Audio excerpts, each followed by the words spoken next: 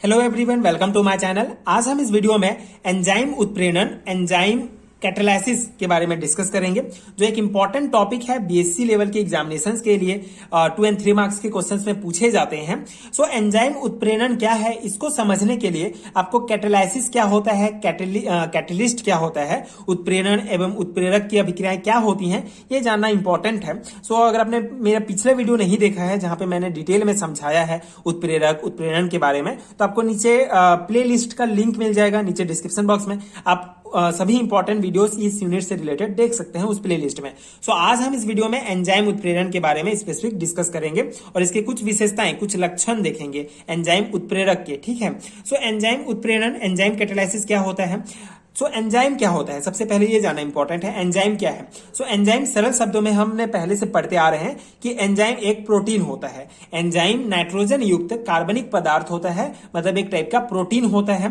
सो जीवित कोशिकाओं में होने वाले कार्बनिक अभिक्रियाओं को उत्प्रेरित करते हैं। इस प्रकार का उत्प्रेरण एंजाइम उत्प्रेरण कहलाता है। ठीक है। सो एंजाइम एक प्रोटीन होता है, नाइट्रोजन युक्त कार्बनिक ऑर्गेनिक पदार्थ है, ऑर्गेनिक सब्सटेंस है, एक प्रोटीन है, जो कि जीवित कोशिकाओं, जो लिविंग सेल्स होंगे, उनके बीच जो ऑर्गेनिक रिएक्शंस होता है उसको उत्प्रेरित करता है। ठीक है, कैटालाइज करता है, तो उन्हीं को ही एंजाइम उत्प्रेरण कहा जाता है। ठीक है, एंजाइम उत्प्रेरक कहा जाता है, कैटलिस्ट कहा जाता है, एंड ये जो पूरा प्रोसेस होता है उसको एंजाइम उत्प्रेरण कहते हैं। ठीक है। तो एक बार हम ब्रीफली समझ लेते हैं कि उत्प्रेरण क्या होता है या उत्प्रेरक क्या होता है। ये एक सब्सटेंस है, बी जो है प्रोडक्ट है, तो ये एक रिएक्शन है, समझ लीजिए। तो यहाँ पे इस रिएक्शंस के रेट को इंक्रीज करने के लिए हम एक कैटलिस्ट यूज करते हैं, मतलब एक बाहरी जो सब्सटेंस है जो किसी भी रिएक्शंस, रेट ऑफ रिएक्शंस को इंक्रीज कर देता है, उसको उत्प्रेरक कहा जाता है। सो ये कोई भी बाहरी रिएक्शंस है। ठीक है, कोई भी बाहर में जो रिएक्शन हो रहा है वो है, लेकिन हमारे शरीर के अंदर कोशिकाओं में कुछ ऑर्गेनिक रिएक्शंस होते हैं। सो ऑर्गेनिक रिएक्शंस के रेट को इंक्रीज करने के लिए एंजाइम यूज किया जाता है। ठीक है, एंजाइम जो होते हैं, जो प्रोटीन होते हैं, वो कार्बनिक अभिक्रियाओं को जो है उत्प्रेरित करते हैं। सो इन्हीं को ही एंजाइम उत्प्रेरक कहा जाता है और ये पूरे प्रोसेस को एंजाइम उत्प्रेरण कहा जाता है। ठीक है, तो ये बेसिक डेफिनेशन है। कुछ उदाहरण देख लेते हैं। पहला, शर्करा या ईस्ट में उपस्थित इन्वर्टेज के द्वारा प्रतिलोमन, इन्वर्जन। ठीक है, तो यहाँ पे जो है हमारा ये सुक्रोज है, सुक्रोज का जो है H2O के साथ रिएक्ट करके ये ग्लूकोज एंड फ्रक्टोज बना रहा है। तो इस रिएक्शंस में जो ईस्ट से जो हमको इन्वर्टेज प्राप्त होता है, ठीक है, ये जो है एज अ कैटलिस्ट के रूप में, उत्प्रेरक के रूप में, एंजाइम उत्प्रेरक के रूप में यहाँ पे काम करता है और इस रिएक्शंस के रेट को इंक्रीज कर देता है। इसी प्रकार ईस्ट में जो उपस्थित जो जाइमेज होता है, ग्लूकोज को अल्कोहल में परिवर्तित कर देता है। ठीक है, ये जो ग्लूकोज है ये इथेनॉल में चेंज, ये अभिक्रिया है। सो इसमें ये जो जाइमेज होता है, जो ईस्ट से प्राप्त होता है, ये एक प्रकार का एंजाइम कैटलिस्ट, एंजाइम उत्प्रेरक की तरह कार्य करता है, जो कि ग्लूकोज को इथेनॉल में चेंज होने के लिए सहायता प्रदान करता है। ठीक है, रिएक्शंस तो होगा अपने आप, लेकिन जो कैटलिस्ट होता है उसके उपस्थिति में बहुत जल्दी हो जाएगा रिएक्शंस। ठीक है, तो एंजाइम उत्प्रेरण इसी को ही कहा जाता है। ठीक है, किसी एंजाइम कैटलिस्ट के द्वारा, किसी एंजाइम के द्वारा किसी भी ऑर्गेनिक रिएक्शंस को इंक्रीज करना, उसके रेट को इंक्रीज करने की प्रक्रिया एंजाइम उत्प्रेरण कहलाता है। ठीक है, इस टाइप से भी आप परिभाषा लिख सकते हैं।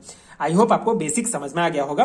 अब हम इसकी कुछ विशेषताएं डिस्कस कर लेते हैं कि एंजाइम उत्प्रेरक के क्या लक्षण हैं, क्या विशेषताएं हैं। सो एंजाइम जो उत्प्रेरक होते हैं, इसके कार्य बहुत विशिष्ट होते हैं, ठीक है, स्पेसिफिक होते हैं।